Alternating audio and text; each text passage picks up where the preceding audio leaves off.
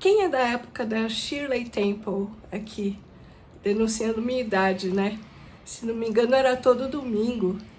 E eu não via a hora de chegar a esse programa para ouvir as histórias. Eram dramatizadas com personagens humanos, se não me engano. Era tipo um teatro mesmo, né?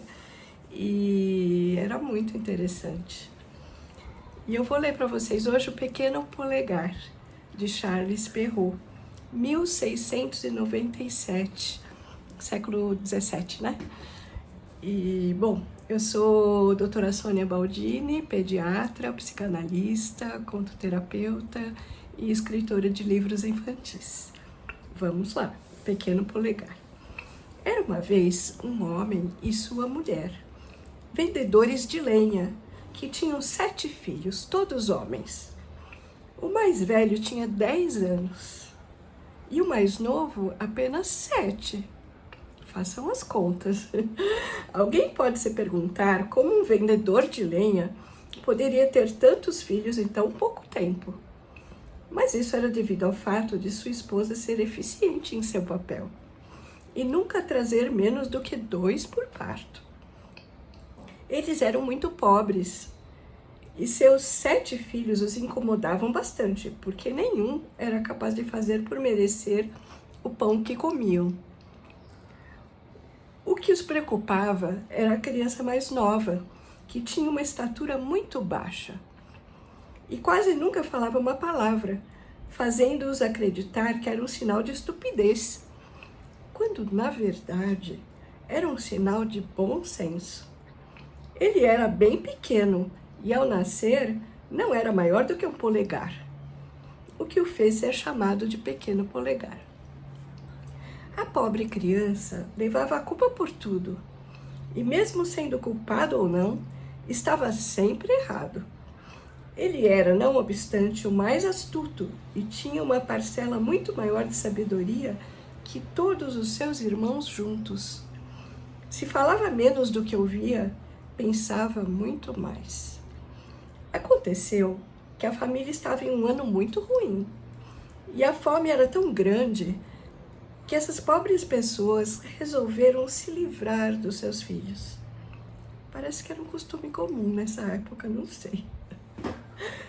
Uma noite, quando todos estavam na cama e o vendedor de lenha estava sentado próximo ao fogo com a mulher, ele disse a ela, com seu coração pronto para explodir em luto: "Você vê claramente que não somos capazes de manter nossas crianças e não posso vê-las morrendo de fome. Estou resolvido a abandoná-los na floresta amanhã, o que pode ser feito facilmente, porque enquanto eles estão ocupados catando lenha, podemos fugir e deixá-los sem que notem nada." "Ah!" exclamou a esposa, "e consegue mesmo encontrar em seu coração uma razão para perder seus filhos na floresta?" Em vão, o marido explicou-lhe o estado de extrema pobreza da família, mas a esposa não aceitava a ideia. Ele era de fato pobre. Ela era de fato pobre, mas era também a mãe deles. Entretanto, considerando o luto que seria para ela vê-los morrer de fome, por fim consentiu e foi para a cama aos prantos. Pequeno Polegar ouviu cada palavra que foi dita.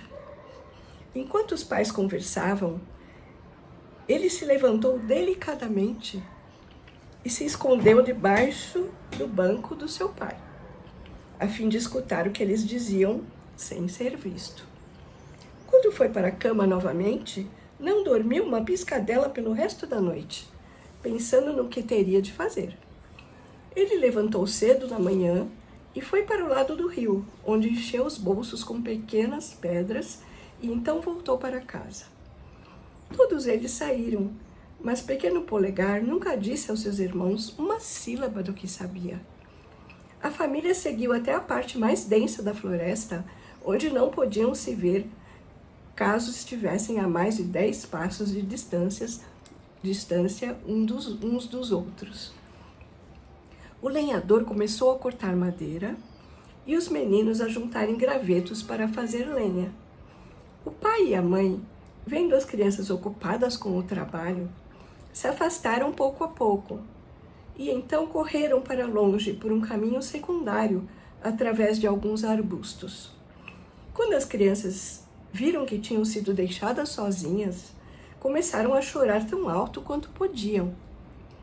Pequeno Polegar as deixou chorar à vontade, sabendo muito bem como voltar para casa, pois ao vir, teve o cuidado de derrubar ao longo do caminho os pedregulhos que tinha nos bolsos. Então disse às crianças: "Não fiquem assustados, irmãos. O pai e a mãe nos deixaram aqui, mas irei guiá-los de volta para casa se vocês me seguirem."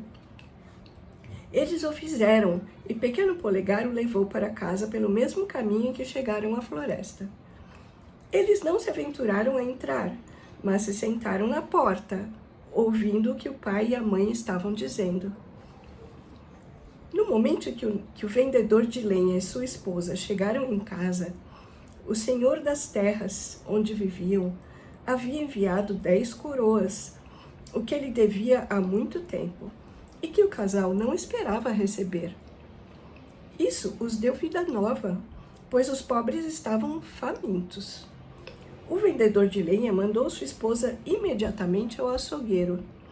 Como fazia muito tempo desde que eles haviam comido um pouco, ela trouxe para casa 3 vezes mais carne do que 2 pessoas poderiam jantar. Tendo enchido suas barrigas, a mulher disse: "Ai de mim! Onde estão os nossos pobres filhos?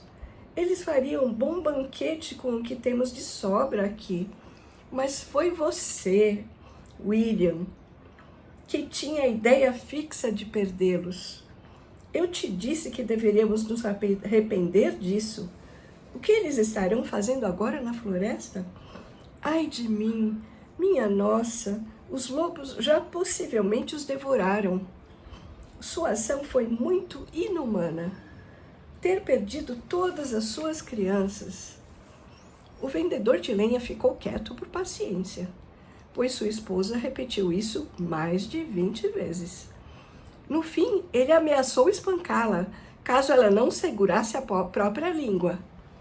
Não era que o vendedor de lenha não estivesse talvez mais preocupado do que sua esposa, mas ela o provocou, e ele tinha o mesmo tipo de humor de muitos outros homens, que amam quando suas mulheres falam o certo, mas acham extremamente inoportuno que elas estejam sempre certas.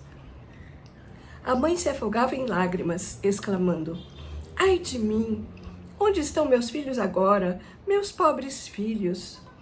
Ela falou isso tão alto que as crianças que estavam na porta começaram a exclamar todas juntas: "Aqui estamos! Aqui estamos!"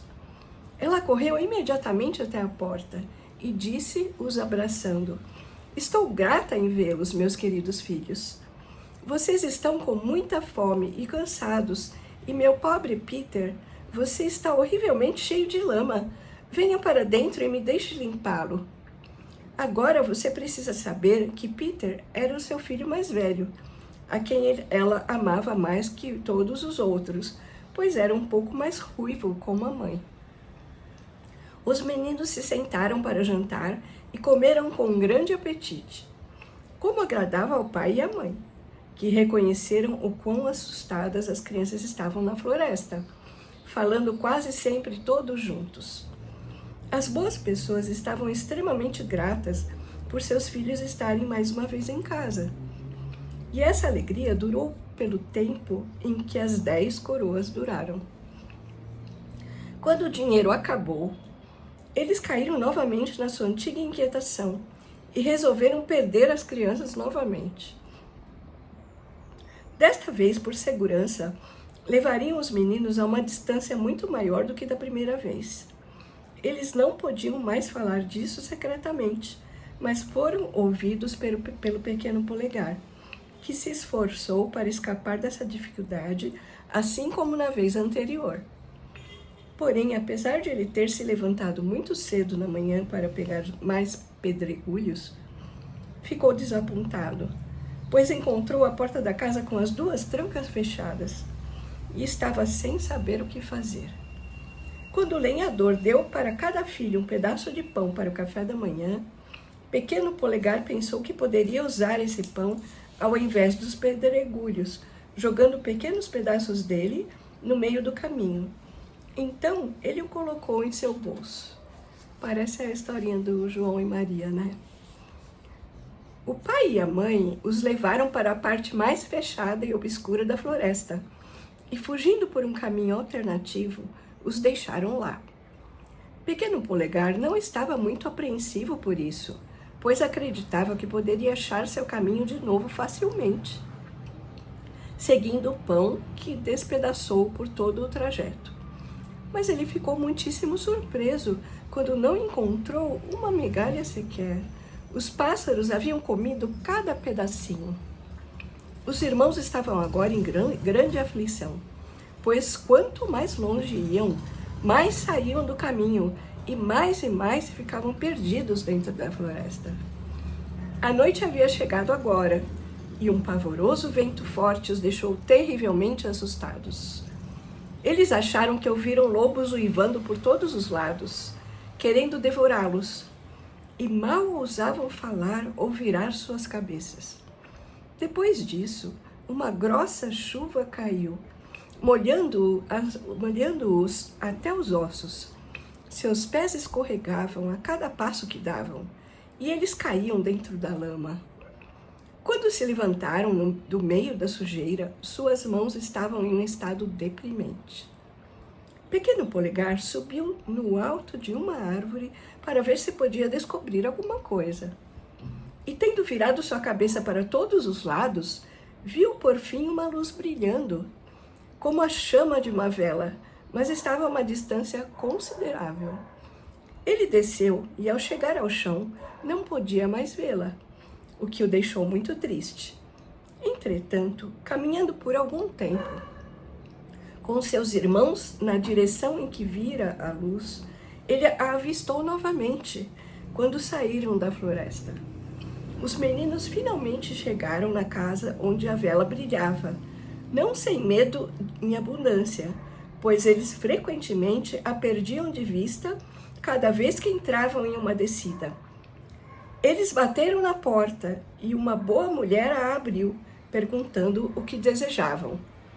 Pequeno Polegar lhe disse que eles eram crianças pobres que tinham se perdido na floresta e desejavam abrigo ali, pelo amor de Deus.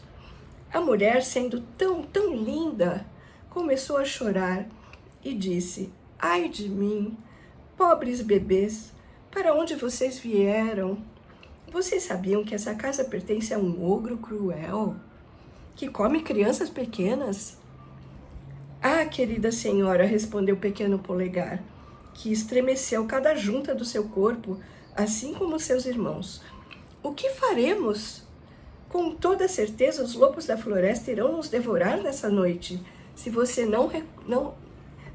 nos recusar refúgio. Assim, iríamos preferir que o cavaleiro nos devorasse. Talvez ele se apiede de nós, especialmente se você implorar isso. A mulher do ogro, que acreditava que poderia escondê-los de seu marido até o amanhecer, os deixou entrar e os levou para se esquentarem perto de um excelente fogo, pois havia um carneiro inteiro assando para o jantar do ogro. Quando eles começaram a se aquecer, ouviram 3, 4 grandes batidas na porta. Era o ogro, que havia chegado em casa. Assim, a mulher os escondeu debaixo da cama e foi recebê-lo. O ogro rapidamente perguntou se o jantar estava pronto e o vinho aberto. Então sentou-se à mesa. O carneiro ainda estava todo cru e sangrento, mas ele gostava mais desse jeito. Cheirou de um lado para o outro, dizendo: sinto cheiro de carne fresca. Que você cheira? Disse sua esposa. Deve ser o bezerro que matei há pouco e esfolei. Sinto cheiro de carne fresca, eu te digo mais uma vez, replicou o ogro, olhando zangado para a esposa. E há algo aqui que não entendo. Enquanto ele falava essas palavras, Levantou-se da mesa e foi diretamente até a cama. Ah, disse, vejo como você me traiu, mulher amaldiçoada. Eu não sei porque não como você também, mas é bom para você ter essa carcaça velha e dura. Aqui está a boa caça, que vem bem a calhar para entreter 3 ogros conhecidos meus, que devem me prestar uma visita em um dia ou 2.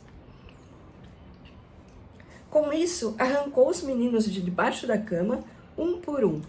As pobres crianças caíram de joelhos e imploraram pelo seu perdão, mas estavam lidando com um dos mais cruéis ogros do mundo, que, longe de ter qualquer pena deles, já os tinha devorado com os olhos. Ele disse à mulher que os irmãos seriam a coisa mais deliciosa de comer quando jogados em um saboroso molho. Então pegou uma grande faca e se aproximou das pobres crianças, amolando-a sobre uma grande pedra que segurava com a mão esquerda. Ele já tinha agarrado um dos meninos quando sua esposa lhe disse: "Por que você precisa fazer isso agora? Não há tempo suficiente amanhã?" "Segure a sua tagarelice", disse o ogro. "Eles estarão mais macios hoje." "Mas você já tem tanta carne", retrucou a esposa. "Você não tem motivo para fazer isso agora. Aqui está um bezerro, 2 carneiros e meio cachorro." "Isso é verdade", disse o ogro. "Dê a eles uma barriga bem cheia, para que não fujam, e os coloque na cama." A boa mulher ficou extremamente contente com isso e deu aos irmãos um bom jantar. Mas eles estavam tão assustados que não podiam comer nem um pouco. E quanto ao ogro, ele sentou-se de novo para beber, estando muito satisfeito por ter achado meios de agradar aos seus amigos. Ele bebeu uma dúzia de copos, além do normal, o que afetou sua cabeça e o fez ir para a cama. O ogro tinha 7 filhas, todas crianças pequenas, e essas jovens ogras tinham uma aparência muito bela, porque estavam acostumadas a comer carne fresca como o pai. Porém, tinham olhos pequenos, verdes, redondos, narizes aduncos, bocas grandes e dentes longos e afiados, que ficavam a uma boa distância um dos outros. Elas ainda não eram infinitamente más, mas tinham caminhos promissores nisso, pois já mordiam criancinhas e podiam sugar o seu sangue. As meninas ogras foram colocadas na cama mais cedo, com uma coroa de ouro sobre suas cabeças. Havia no mesmo quarto outra cama bem grande, e foi lá onde a esposa do ogro colocou os 7 menininhos. Depois disso, foi para a sua cama com o marido. Pequeno Polegar, que tinha observado as coroas sobre as cabeças das ogras e estava com medo de que o ogro mudasse de ideia quanto a não matá-los, levantou por volta de meia-noite e, levando a sua boina e a de seus irmãos, suavemente as colocou na cabeça das 7 ogras. Antes disso, tirou as suas coroas de ouro e as colocou na sua e nas cabeças dos irmãos. Assim, o ogro podia confundi-los com as filhas. Tudo isso aconteceu conforme ele previu, pois o ogro acordou também por volta de meia-noite e arrependido de ter deixado para o amanhecer o que poderia ter feito ao longo da noite, jogou-se de pé da cama com pressa, pegando a sua grande faca. "Vejamos", disse ele, "como os nossos pequenos ladrões estão. Não vou pensar 2 vezes." Ele então levantou e foi apalpando dentro do quarto das filhas, deitando-se onde os meninos dormiam em um sono profundo, com a exceção de Pequeno Polegar, que estava terrivelmente assustado em ter o ogro tocando a sua cabeça. O ogro, sentindo as coroas de ouro, disse: "Quase cometo um erro terrível. Acho que me empanturrei muito ontem à noite." Então foi para a cama onde as meninas estavam e encontrou as boinas dos meninos. "Ah", ele disse, Meus meninos alegres, vocês estão aqui, vamos ao trabalho. E falando essas palavras, sem mais cerimônias, cortou a garganta de todas as suas 7 filhas. Satisfeito com o que havia feito, voltou para a cama com sua mulher. Tão logo o pequeno polegar ouviu o ogro roncar, acordou seus irmãos e ordenou-lhes a se vestirem prontamente e o seguirem. Eles escaparam em silêncio pelo jardim e pularam o muro. Continuaram correndo quase a noite inteira, tremendo o tempo todo e sem saber para que caminho estavam indo. O ogro, quando acordou, disse à sua esposa: "Vá lá em cima e vista aqueles malandros que vieram aqui ontem à noite." A ogra ficou extremamente surpresa com a bondade do seu marido, não sonhando de maneira alguma com o que ele havia feito.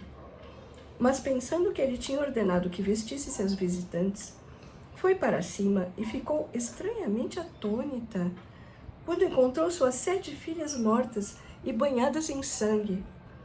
Ela desmaiou, pois essa é a reação que quase toda mulher teria em um caso como esse. O ogro, preocupado com a demora de sua esposa, levantou-se e foi ajudá-la. Ele não ficou menos impressionado do que ela com essa cena espantosa. "Ah, o que foi que eu fiz?" exclamou.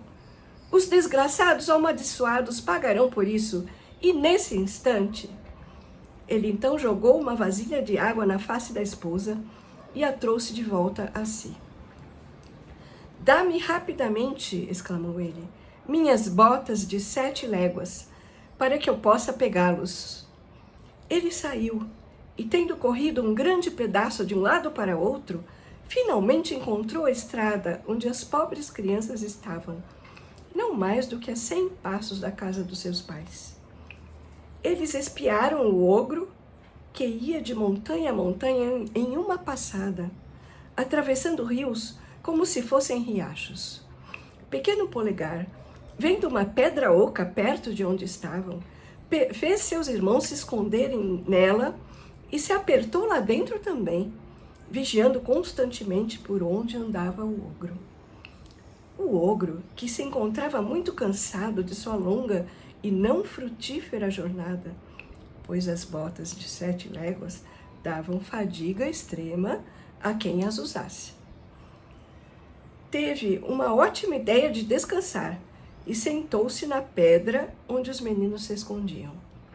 Como estava muito cansado, caiu no sono e, depois de se acomodar, começou a roncar tão assustadoramente que as pobres crianças não estavam com medo dele do que quando ele levantara a faca para cortar suas gargantas. Pequeno Polegar não estava muito mais assustado do que os irmãos, e lhes disse que deviam fugir logo para casa, enquanto o ogro dormia profundamente. Os meninos seguiram o seu conselho e chegaram em casa em pouco tempo. Pequeno Polegar chegou até o ogro, puxou suas botas com gentileza e as colocou nas próprias pernas. As botas, em bem grandes e largas, mas como eram encantadas, tinham o poder de se tornarem maiores ou menores, dependendo das pernas daqueles que as usassem. Então elas se adaptaram aos pés do Pequeno Polegar também, como se tivessem sido feitas para ele. Ele foi imediatamente à casa do ogro, onde achou a esposa chorando amarguradamente pelo assassinato das suas filhas. "O seu marido", disse Pequeno Polegar, "está em grande perigo. Foi tomado por um grupo de ladrões que juraram matá-lo se ele não entregar todo o ouro e toda a prata que vocês têm. Assim que eles colocaram adagas em sua garganta, ele me viu e me pediu que viesse e te contasse o que está acontecendo. Disse que você deveria me dar o que quer que ele tenha de valor, sem guardar nada. Senão eles irão matá-lo sem misericórdia. Como o caso é muito urgente, ele me pediu que eu usasse, você vê que eu estou calçando, as suas botas, para que eu pudesse me apressar mais e fazer a senhora acreditar em mim. A boa mulher, estando tristemente assustada, deu a ele tudo o que tinha, pois o ogro era um excelente marido, apesar de comer criancinhas. Pequeno Polegar, com todo o dinheiro do ogro, foi para a casa de seu pai, onde foi recebido com alegria em abundância. Existem muitas pessoas que não concordam com essa circunstância e fingem que o pequeno Polegar nunca roubou o ogro, que ele apenas pegou honestamente as botas de léguas, com consciência tranquila, pois o monstro não fazia outro uso delas além de perseguir criancinhas. Esse pessoal afirma que eles foram muito bem assegurados disso, porque comiam e bebiam com frequência na casa do vendedor de lenha. Eles declaram que quando o pequeno Polegar tirou as botas do ogro, foi até a corte, onde foi informado sobre a falta de notícias de um certo exército que batalhava a várias léguas de distância. Ele foi, dizem, ao rei e lhe informou que, se sua majestade assim desejasse, ele traria notícias do exército antes que a noite chegasse. O rei prometeu uma grande quantia de dinheiro sob essas condições.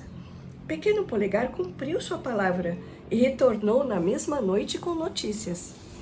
Esta primeira expedição o tornou conhecido e ele começou a conseguir o que queria, pois o rei o pagava muito bem para seguir suas ordens. E várias damas lhe davam o que ele desejasse para levar e trazer notícias de seus amados em batalha. Missões essas que o traziam muitos ganhos. Havia algumas mulheres, casadas também, que mandavam cartas aos seus maridos, mas elas o recompensavam tão mal que ele zombava do que recebia. Depois de um tempo na carreira de mensageiro e após ter ganho com isso grande riqueza, ele foi para a casa do pai, que não foi capaz de expressar a alegria pelo seu retorno. Pequeno Polegar transformou positivamente toda a família. Comprou casas para o pai e os irmãos, assegurando-os muito bem nesse mundo, e em pouco tempo subiu bastante nas boas graças do rei. A moral da história: de muitas crianças, os pais não devem reclamar. Se eles são bonitos, brilham no julgamento dos pais. Corteses em comportamento, em corpo fortes, semblante gracioso e de linguagem elegante.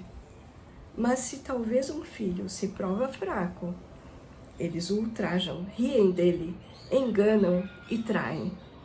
Esta é a maneira deste mundo amaldiçoado. E ainda assim, às vezes, esse garoto de rua, a quem menosprezam, vemos, através de eventos não previstos, a honra conseguir e fortuna trazer a toda a sua família. Então, muitos ensinamentos aí, para os pais e crianças que se sintam rejeitadas, Tá bom? Até a próxima!